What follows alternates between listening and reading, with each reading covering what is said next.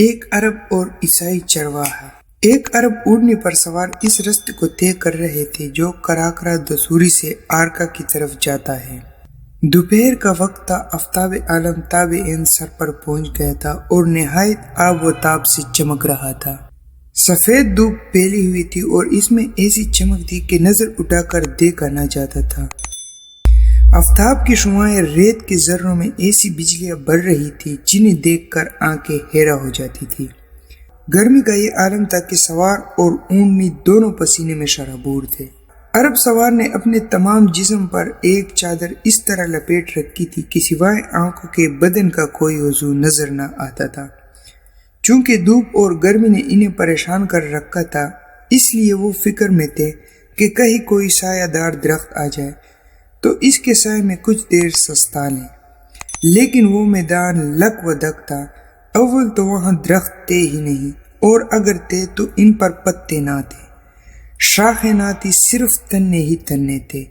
یا تو وہ سوکھ گئے تھے یا مسافروں نے ان کی شاخیں اور پتے اونٹوں کو کھلا دیے تھے اور اس لیے وہ ٹھڈ و منڈ رہ گئے تھے۔ عرب سوار کے پاس پانی بھی ختم ہو چکا تھا۔ دوپہر سے پہلے ہی انہیں پیاس محسوس ہو رہی تھی۔ جوں جوں دھوپ میں گرمی بڑھتی جاتی تھی، پیاس بھی زیادہ ہوتی جاتی تھی۔ لیکن عربوں میں یہ خوبی تھی کہ وہ ہر مشقت اور تکلیف کو برداشت کر لیتے تھے۔ گرمی اور پیاس کو برداشت کرنے کی ان میں خاص طور پر قوت تھی، یا یہ سمجھو کہ وہ گرم ملک کے رہنے والے تھے، اس لیے بہت زیادہ جفاکش تھے۔ سوار نہایت تیزی سے اونٹنی کو دوڑاتے چلے جا رہے تھے۔ جب دوپہر ڈل گئی تو سوار کو دور سے چند سوار آتے ہوئے نظر آئے۔ وہ ان سواروں کو دیکھ کر بہت خوش ہوئے۔ غالباً کئی روز میں انہیں آج انسانوں کی صورتیں نظر آئی تھی۔ جب انسان کسی ایسی جگہ پہنچ جاتا ہے جہاں اسے اس کے ہم جنس نظر نہیں آتے تو وہ تنہائی کو بڑی شدت سے محسوس کرتا ہے اور اپنی جنس سے ملنے کے لیے بے چین ہو جاتا ہے، اور جب اتفاق سے اسے انسانوں کی صورت نظر آ جاتی ہے تو اس قدر خوشی ہوتی ہے جیسے اس نے کوئی بڑی دولت پا لی ہو۔ عرب سوار نے آنے والے سواریوں سے ملنے کے لیے اونٹنی کو اور تیز کر دیا۔ ادھر سے یہ بڑھ رہے تھے اور ادھر سے وہ آ رہے تھے۔ فاصلہ کم ہوتا جاتا تھا، یہاں تک کہ آنے والے بالکل قریب آ گئے۔ عربی سوار نے دیکھا کہ آنے والے پادری تھے جو اپنا محسوس قومی لباس پہنے خچروں پر سوار تھے۔ یہ چاروں پادری تھے، 4 خچروں پر سوار تھے جو بوڑھے تھے۔ ان کی داڑھیاں سفید اور لمبی تھی، 2 کی بوئیں تک بھی سفید ہو گئی تھی۔ ان کی فتراک سے پانی کی برتن اور کھانے کا سامان بندھا ہوا تھا اور سینوں پر سرخ رنگ کے کپڑوں کی سلیبیں لگائے تھے۔ جب وہ چاروں عربی سوار کے پاس آئے تو عربی نے اپنی زبان میں ان سے دریافت کیا، کیا آپ کے پاس پانی ہے؟ ایک پادری نے فوراً ہی جواب دیا، ہاں۔ عربی نے کہا، مجھے آج صبح سے پانی نہیں ملا ہے، مہربانی کر کے تھوڑا سا پانی دیجیے، بہت زیادہ پیاس محسوس ہو رہی ہے۔ پادری نے کہا، تم عربی ہو؟ عرب نے جواب دیا، یہ بات تو میرے لباس سے ہی ظاہر ہے۔ پادری نے پھر کہا، کیا تم ان عربوں میں سے ہو جو عیسائی ہو گئے ہیں؟ عربی نے کہا، نہیں، میں ان عربوں میں سے نہیں ہوں۔ پادری نے پھر پوچھا، شاید تم عراق کے عربوں میں سے ہو جو مجوسی ہو گئے ہیں۔ ان حضور صلی اللہ علیہ وسلم کی بعثت سے پہلے کچھ عربی مجوسی یعنی آتش پرست ہو گئے تھے اور کچھ عیسائی۔ آپ نے کہا، میں آتش پرست بھی نہیں ہوں۔ پادری نے کہا، تب تم کن عربوں میں سے ہو؟ عربی نے کہا، میں مسلمان ہوں، لا الہ الا اللہ محمد رسول اللہ کہنے والوں میں سے ہوں۔ یہ سنتے ہی چاروں پادریوں کے چہروں پر کچھ تاریکی سی چھا گئی۔ ان میں سے ایک نے کہا، تب تم ان عربوں کے بھائی ہو جو ملک شام میں عیسائیوں سے لڑ رہے ہیں۔ آپ نے کہا، ہاں، وہ میرے بھائی ہیں۔ پادری نے پھر کہا، تم عرب بھوکے، مفلس اور بالکل وحشی تھے۔ شام کے عیسائی تمہاری ہمیشہ مدد کرتے رہے، اب تم اپنے محسنوں پر حملہ آور ہو گئے ہو۔ آپ نے کہا، یہ سچ ہے، عرب مفلس تھے، وحشی تھے، لیکن خدا نے ہم پر رحم کیا، ہم میں اپنا نبی بھیجا انہوں نے ہماری کایا پلٹ دی، ہم شائستہ ہو گئے، لیکن ہم پر عیسائیوں نے کبھی احسان نہیں کیا۔ ہم یا تو تجارت کے لیے ملک شام آتے تھے یا ملازمت کے لیے۔ ہم جس قدر تمہاری خدمت کرتے تھے تم اس سے کم ہمیں صلہ دیتے تھے۔ تمہارے شہنشاہ اعظم ہرقل نے یہ سمجھ کر کہ عرب کمزور ہیں اسلامی سفیر کو قتل کر ڈالا، حالانکہ دنیا کی وحشی سے وحشی قوم بھی سفیر کو قتل نہیں کیا کرتی۔ تمہارے شہنشاہ نے ہمیں اعلان جنگ دیا، ہم نے منظور کر لیا۔ لڑائی کی پہل عیسائیوں کی طرف سے ہوئی ہے، ہماری طرف سے نہیں۔ رسول اللہ نے 6 ہجری میں سلاطین عالم کو دعوت اسلام دی تھی۔ حاکم بصرہ کو بھی دعوت نامہ بھیجا گیا تھا۔ حضرت حارث بن عمیر رضی اللہ عنہ سفیر ہو کر گئے تھے۔ جب وہ موتا میں پہنچے تو وہاں کے عیسائی حاکم شرجیل غسانی نے انہیں قتل کر ڈالا۔ عیسائیوں سے مسلمانوں کی لڑائی کی ابتدا اسی وقت سے ہوئی۔ پادری نے آپ کو کوئی جواب نہ دیا اور چاروں پادریوں نے اپنے خچروں کو بڑھانا چاہا۔ آپ نے کہا تھوڑا پانی تو دیتے جاؤ۔ پادری نے کہا کیونکہ تمہاری قوم ہماری قوم سے برسر جنگ ہے اس لیے تمہیں پانی نہیں دیا جا سکتا۔ آپ نے کہا اگرچہ میں تم سے زبردستی پانی لے سکتا ہوں لیکن تمہیں عیسائیوں کا مذہبی پیشوا سمجھ کر چھوڑ دیتا ہوں۔ یہ کہتے ہی عرب سوار نے اونٹنی آگے بڑھائی۔ پادری اپنے خچروں کو ہانکتے ہوئے چلے گئے۔ اس وقت مسلمانوں سے عیسائی اس قدر تعصب و عداوت و دشمنی رکھتے تھے کہ وہ پیاسے مسلمان کو پانی تک دینا بھی گوارا نہ کرتے تھے۔ عرب تھوڑی ہی دور گئے تھے کہ انہیں ایک کمسن عیسائی لڑکی ملی جو بکریاں چرا رہی تھی۔ آپ نے اس کے پاس جا کر پوچھا لڑکی کیا تیرے پاس پانی ہے؟ لڑکی نے غور سے آپ کو دیکھا، اس نے کہا میرے پاس پانی ختم ہو گیا ہے، تم اس طرف سے کہاں سے آ رہے ہو؟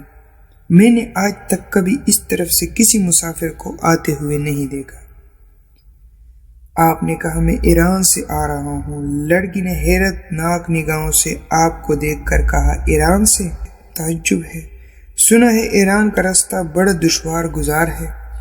آپ نے کہا یہ سچ ہے، یہ راستہ نہایت کٹن ہے، کئی منزل تک پانی نہیں ملتا، کہیں کف و دست میدان ہے اور کہیں اس قدر گھنا اور تاریک جنگل ہے کہ مسافر کو چلنے میں بڑی دقت ہوتی ہے۔ لیکن تجھے یہ باتیں کیسی معلوم ہوئی؟ لڑکی میرا باپ ایک مرتبہ ایران گیا تھا، اس نے سفر کے حالات سنائے تھے، اس لیے مجھے کچھ باتیں معلوم ہیں۔ آپ نے کہا کیا یہاں کہیں قریب پانی نہیں مل سکتا؟ لڑکی نے کہا اس جنگل میں کہیں پانی نہیں ہے، بستی میں ملے گا۔ آپ نے کہا بستی یہاں سے کتنی دور ہے؟ لڑکی نے کہا قریب ہی ہے۔ عرب نے چلنے کا قصد کیا۔ لڑکی نے کہا ٹھہریے، شاید آپ مسلمان ہیں۔ آپ نے کہا ہاں۔ لڑکی نے کہا تب آپ کو اس نوا میں احتیاط رکھنی چاہیے، یہاں کے لوگ مسلمانوں کو اچھی نظروں سے نہیں دیکھتے۔ رستے میں ایک چرواہا ملے گا، وہ بہت برا آدمی ہے، اس سے ہوشیار رہنا۔ آپ نے اس لڑکی کا شکریہ ادا کیا اور وہاں سے چلے۔ تھوڑی ہی دور گئے تھے کہ انہوں نے بکریوں کا ایک زبردست ریوڑ دیکھا۔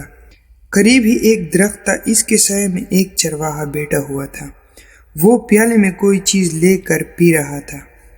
آپ بھی اس کے پاس پہنچ گئے۔ انہوں نے اس سے پوچھا کیا تمہارے پاس پانی ہے؟ چرواہے کی آنکھیں سرخ ہو رہی تھی جیسے اس نے شراب پی رکھی ہو۔ اس نے گور کر آپ کو دیکھا اور کہا ہاں ہے، کیا تم پیو گے؟ آپ نے کہا ہاں، مجھے بہت زیادہ پیاس محسوس ہو رہی ہے، لیکن تیرے پیالے میں کیا ہے؟ چرواہے نے کہا یہ پانی ہے۔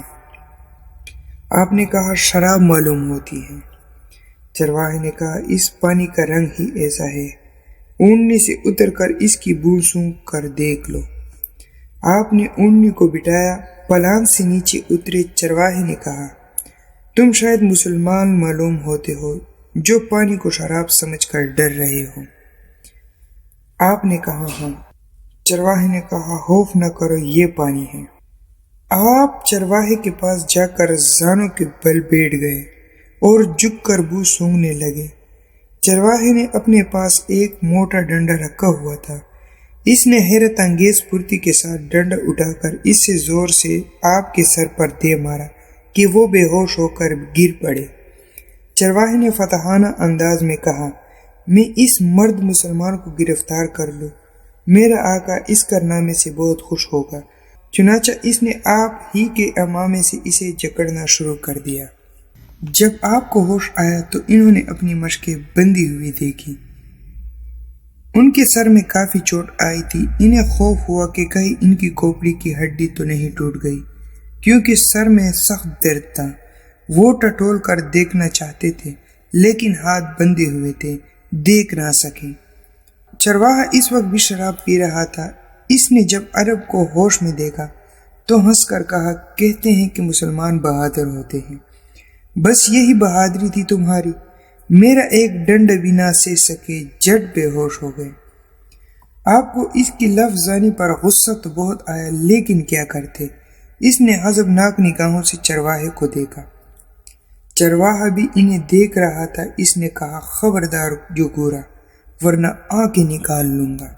یہ کہتے ہی اس نے پیٹی میں سے خنجر نکالا۔ آپ کو اندیشہ ہوا کہ وہ شراب کے نشے میں ہے، کہیں واقعی آنکھیں نکالنے پر تیار نہ ہو جائے۔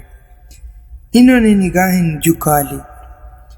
چرواہے نے کہا، تم مسلمان ہو، مسلمان مجھے اور میرے آقا کو مسلمانوں سے ایسی ہی دشمنی ہے جیسے مور کو سانپ سے۔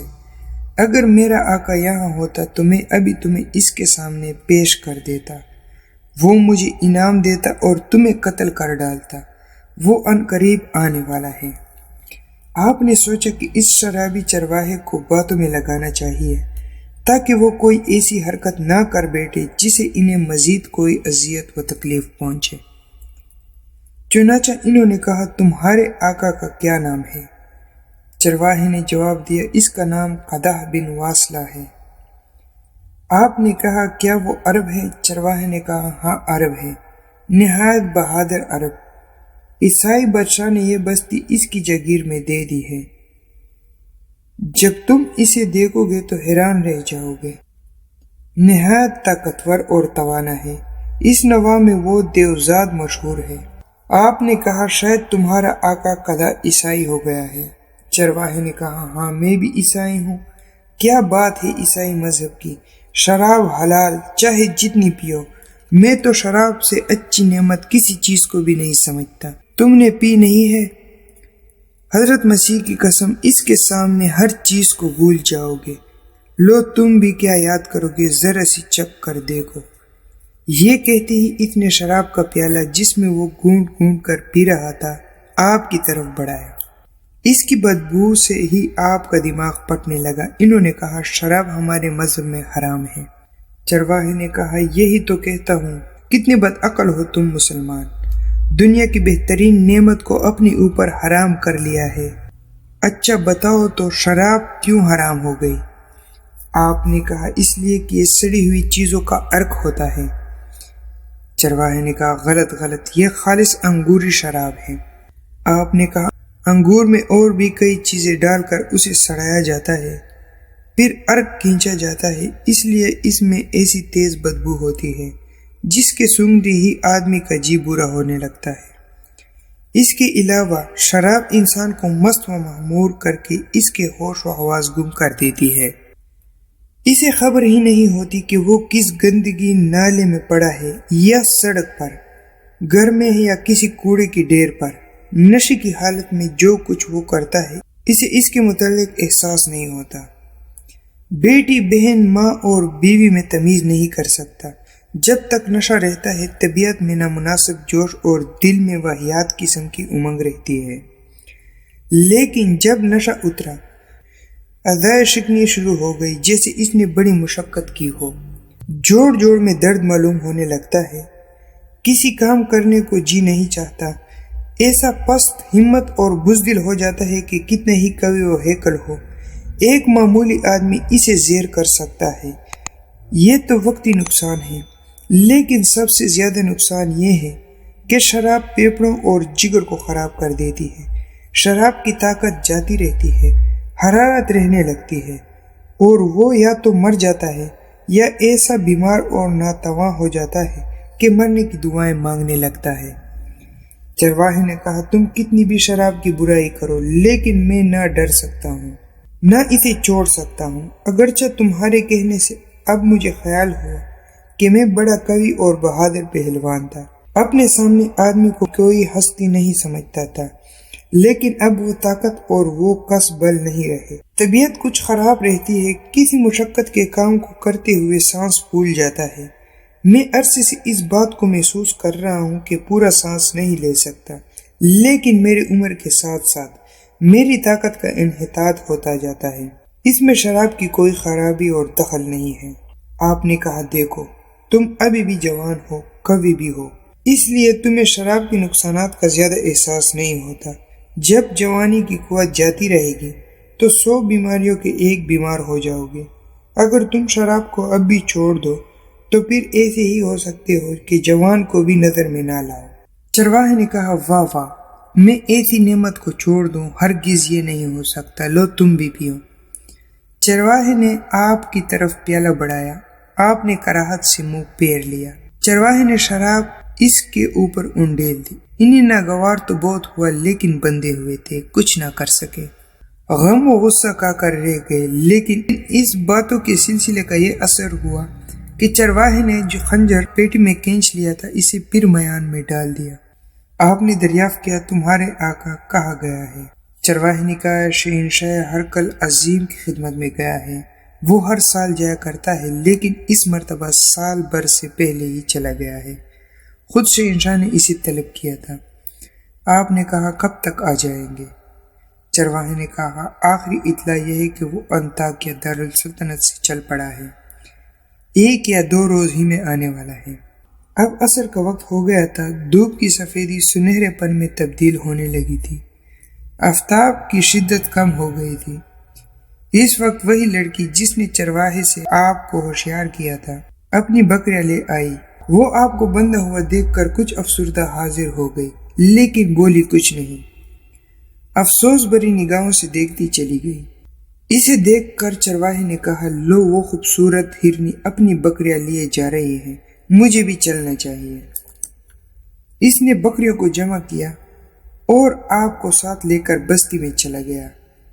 اس نے رات کے وقت آپ کو کچھ کھانا اور پانی دیا۔ صبح ہوتے ہی پھر اپنے ساتھ بکریوں اور آپ کو لے کر اس مقام پر آ گیا جہاں گزشتہ روز بیٹھا تھا۔ پھر اس نے شراب پینی شروع کی اور تلچھٹ آپ کے اوپر ڈالتا رہا۔ رات کو پھر انہیں اپنے ساتھ لے گیا۔ اسی طرح 3 دن گزر گئے۔ دوپہر کے وقت چرواہے نے زیادہ شراب پی اور کئی پیالے آپ کے اوپر بھی انڈیل دیے۔ آپ کو بہت ہی غصہ آیا۔ انہیں عذابناک دیکھ کر چرواہا ہنسنے لگا۔ اس وقت کراکرا سوئی کی طرف سے گرد و غبار اڑا۔ سب سے پہلے عرب نے دیکھا۔ تھوڑی ہی دیر بعد وہی لڑکی جو آپ کو ملی تھی اپنی بکریاں لے آئی۔ چرواہے نے اس سے کہا کیوں آج سویرے کیوں چلی آئی؟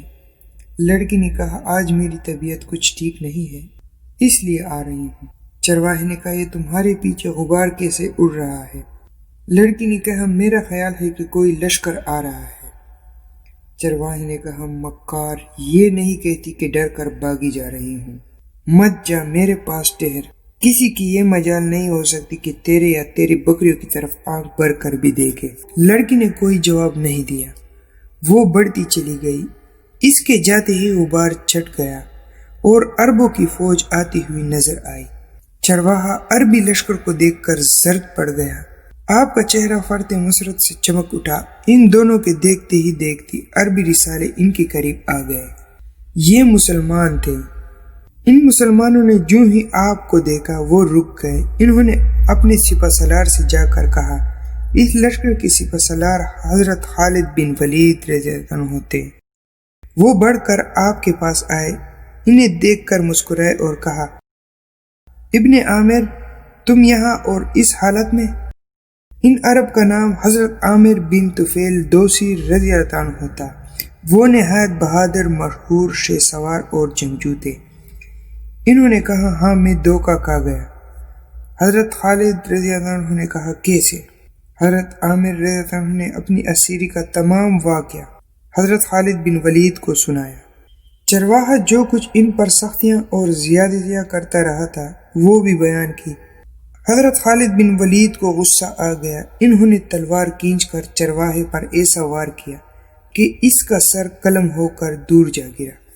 سب سے پہلے انہوں نے حضرت عامر رضی اللہ عنہ کی مشقیں کھولی، پھر تمام بکریاں اپنے ساتھ لے لی اور حضرت عامر سے دریافت کیا ہمارا خط کہاں ہے۔ حضرت عامر رضی اللہ عنہ کو حضرت خالد بن ولید نے خط دے کر حضرت ابو عبیدہ بن الجراح رضی اللہ عنہ کے پاس، جو ملک شام میں سپہ سالار تھے، بھیجا تھا۔ حضرت عامر رضی اللہ عنہ نے جواب دیا خط میرے پاس موجود ہے۔ حضرت خالد بن ولید رضی اللہ عنہ نے کہا تم میں سفر کی قوت موجود ہے؟ حضرت عامر رضی اللہ عنہ نے کہا جی ہاں ہے۔ حضرت خالد بن ولید رضی اللہ عنہ نے کہا اچھا تم ابھی روانہ ہو جاؤ اور احتیاط کو اپنی چادر بناؤ۔ حضرت عامر رضی اللہ عنہ اسی وقت اپنی اونٹنی پر سوار ہو کر ملک شام کی طرف روانہ ہو گئے۔